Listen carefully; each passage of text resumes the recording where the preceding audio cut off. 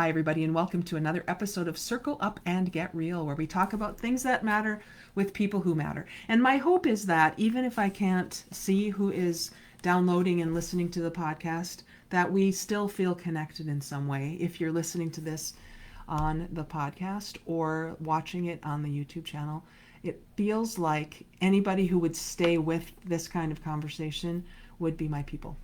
So today I want to talk about dreaming. Dreaming. Getting in that space of allowing yourself to go, what if? Wouldn't it be great if? And it's getting to the time of the year that I think about my really good friend Jeff, who died in November. Golly, it's going to be 4 years ago now, but he was one of my people.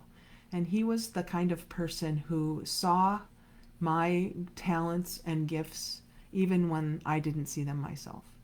And he, along with a couple other people, created with me, I don't know what we would call it, a group, I guess, that we called Why Dream. And the Y was an acronym for We Help You. We help you dream. And the idea behind it was that we would be I guess you could call it a coaching group or a support group for people who wanted to be in that space. And I could always count on Jeff for being in that kind of conversation with me. And I really do miss him. I miss him a lot. And so in honor of Jeff and in honor of Jeff's willingness to always see the great in me, even when I forgot about it sometimes, I want to talk about Jeff today. And in the space of we help you dream. Why dream? So I've been pondering a lot. I wonder about things and then I ponder about things. And I've been having some thoughts about something that I think is missing in the world that needs to be there. And if I don't do it, maybe it won't get done. So it's a big project. It's a big idea. And I don't want to do it by myself. So I'm in the process of sharing my idea with other people right now. And it's a dream. It's a big idea. And I will tell you more about it in a second, but I just want to share with you where I got this idea, where I had this dream. It was sparked in me by paragraph? No, maybe a few paragraphs in a book called BE 2.0, Beyond Entrepreneurship 2.0 by Jim Collins. The subtitle is Turning Your Business into an Enduring Great Company. And as some of you may know, I have had a coaching business.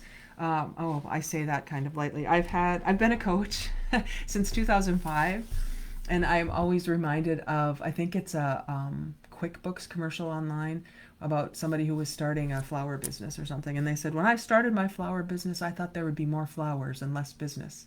And that's kind of how I've been about my coaching business. I thought there'd be more coaching and less business, which just means that I could have treated it more seriously earlier in its life. But it's there. It's still there. Since 2005, I've had my coaching consulting business, and I'm proud of its longevity. I know I probably could have done the business part of it better over the course of its life. And that also means that I'm learning things still, that I am still putting into practice. And one of those is honoring dreams. Honoring my dreams, my hopes, my aspirations, and then holding space for others to do the same thing. What I'm learning about my coaching business and having the opportunity to work with some amazing humans is that often they don't have a space to dream. And when they are with me, and we call them one-on-ones, we don't necessarily call them coaching sessions with this current client I'm working with. And in those one-on-ones, sometimes those people say things out loud that they might have been thinking but didn't really have a space to speak into. Today that happened in one of our one-on-ones, and the person I was talking to said, wow, when I say that out loud, it doesn't feel as daunting or it doesn't feel as overwhelming. He doesn't have a place to say it out loud in his regular life. And so that got me thinking about dreams and about aspirations. Not only do we need places to articulate the challenges we have, I think we also need places to articulate the dreams we have and the what ifs and wouldn't it be great ifs. And so I'm going to share with you the one I'm kind of kicking around now, but it's more than just kicking it around. I actually have a plan. And I'll tell you where it came from. I'll read from this book and just tell you what I learned. Okay, so this is from Beyond Entrepreneurship 2.0, one little section. And it's called the George Paulo Dilemma. I don't know if I'm pronouncing his name correctly. Jorge. It could be Jorge. I don't know. Embrace the George Paulo Dilemma. Okay, this is page 29 in this book. And it's by Jim Collins. I've had the joy and privilege to observe closely the trajectory of one of the most inspired entrepreneurs and company builders in the world, Brazilian Jorge Paulo Lemann. Lemann and his two partners, Marcel Herman Tellis and Carlos Alberto Secupira, sorry if I'm butchering those names, started with a tiny brokerage firm, and from there built one of the most successful investment banks in Latin America. And while the partners were smart and accomplished at managing money, they discovered they had a peculiar genius for building a culture filled with hungry, fanatic people who thrived on meritocracy. They became so good at building culture that they eventually began to consider buying entire companies outright and then running them based on their cultural operating system, with the goal to build and grow them forever. If we believe in our culture, they said to themselves, why not bet big on it? So they bought a retail company, Lojas Americanas, and a beer company, Brahma. Their thesis proved correct. If they had the right people with the right cultural DNA, they could deploy those right people into acquired businesses and win big. Lemann and his partners focused on building a people machine to hire and train an ever larger pool of aggressive, ambitious young leaders for eventual deployment.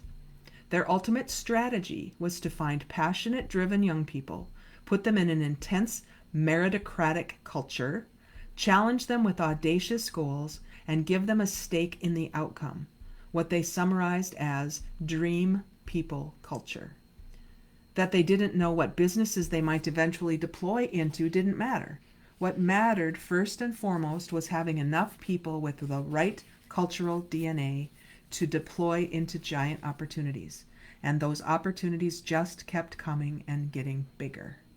Lemann and his partners eventually merged their beer business with Interbrew of Belgium to create InBev. There's more to the story. It just keeps getting better. And they would have intense 2-day Socratic dialogue sessions driven by one big question. What do we need to do next to build an enduring great company? At one of those meetings, the board began to think seriously about buying Anheuser-Busch, Clydesdales and all.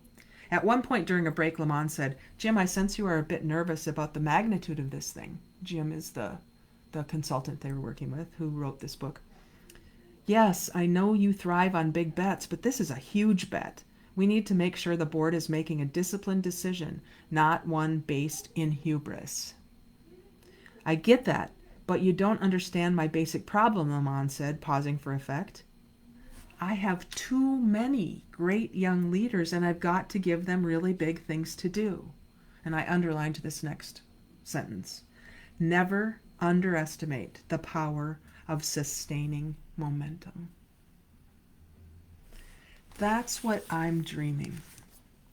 A place where we'd have so many people who want to be engaged in next level thinking and the opportunity to apply that thinking in leadership, communication, culture, all those squishy things it's hard to measure, that we would need to find a place to deploy them.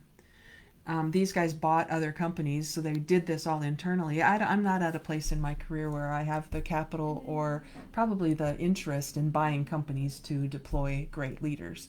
But I really do believe that if I allow myself to dream big, thank you, Jeff, for encouraging me to do that, that at least the leadership portion of this I'd like to create.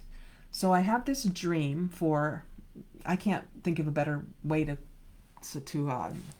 a better way to talk about it yet because I don't have a name for it, but some sort of leadership academy that has a curricula that people would be part of so that they would learn things like self-awareness and conscious leadership, advanced critical thinking and discernment, spiral dynamics and personal mastery, and success integration and sustainable growth. Those are my 4 quarterly themes that I have built into my year-long curriculum. Now, I know this is crazy, a wild, big dream, and I don't have any idea the how of it, but I am so sure that given the opportunity to gather amazing, it could be young people, it could be older people, age doesn't matter to me, but people who are hungry for learning about themselves and willing to dig in and get rid of some of those limiting beliefs that keep them stuck, and limiting beliefs they might not even be aware of. By remaining conscious, as you know, I talk about the 15 commitments of conscious leadership all the time, but remaining conscious, which is open, curious, committed to learning, so that they don't fall below the line into unconscious leadership, which is closed, defensive, and committed to being right. And I see that distinction really clearly in a lot of contexts. And when I think about it in the context of business development, business growth, business opportunity, I think the only thing in people's way is what they don't know. They don't know what they don't know. And so they're doing the best they can in an unconscious way, trying to be right about a lot of things that if they could just open up their minds and go above the line into conscious leadership, where they're curious, open, and committed to learning, that's where a different vibrational level of ideas is attracted together. If we're only in unconscious idea generation, which is closed, defensive, committed to being right, we're going to attract those kinds of ideas, ones that are already there, ones that we've been talking about forever, not ones that emerge from an open space that encourages big thinking, big dreaming, big visions. And that's what I'd like to be part of. I'd like to create this. I don't know what I'm calling it yet. It's Get Real Academy. I don't know. And I don't know if it's virtual. I don't know if there's a space that people come to, which would be awesome, wouldn't it? If people came to the academy and spent time together.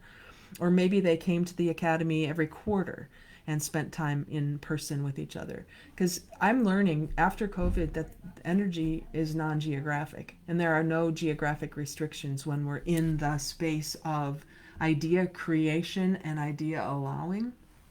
So it doesn't have to be in person, although there's something about that. So it would be a year of transformative leadership mastery. This is kind of what the foundation I'm building it on. A year of growth and excellence. It would be a year-long curriculum designed to foster transformative leadership by integrating conscious leadership principles, self-awareness, spiral dynamics, and advanced decision-making skills. What I'm learning through my own observation is that if we don't have the skills to think critically about things, we end up only ever following the loudest voices. And that's not always the most effective way to lead an idea, an organization, a company, anything. It's not the most effective way to lead by just being loud. There's another dimension to this. And so in the space of creation of this, I'm now looking for people to have conversations with. Like I said, I don't have the details all worked out. I don't have the business part of this all worked out.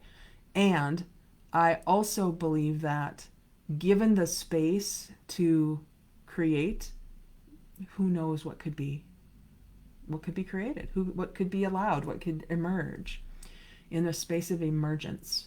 You know, I know that there's the Wharton School of Business. I know that there's the Carlson School of Business. I know that there are places like this, Offutt School of Business at my alma mater, Concordia. I don't know, maybe it's something there. Maybe it's something built into the a college curriculum, or I don't know. I don't know where this is. I just really feel strongly about it. So if there's anything you've heard that inspires you to at least get curious about something, let's have a conversation. Let's just see what could come from a collaboration. And I'm at the point where I've had these ideas forever. I look back at my notebooks and I look back at documents. I've been writing things like this for probably 25 years. I've had all these ideas and I don't know where to put them, so I write them down, and they're written down all over the place. I'm not okay with it just being on a piece of paper right now, because it's here. It's if you're watching a video, it's here. It's in a document. But I'm not okay with it just staying on paper. I'm a little bit stopped with knowing the how of it, but not stopped enough to not talk about it. So, why dream?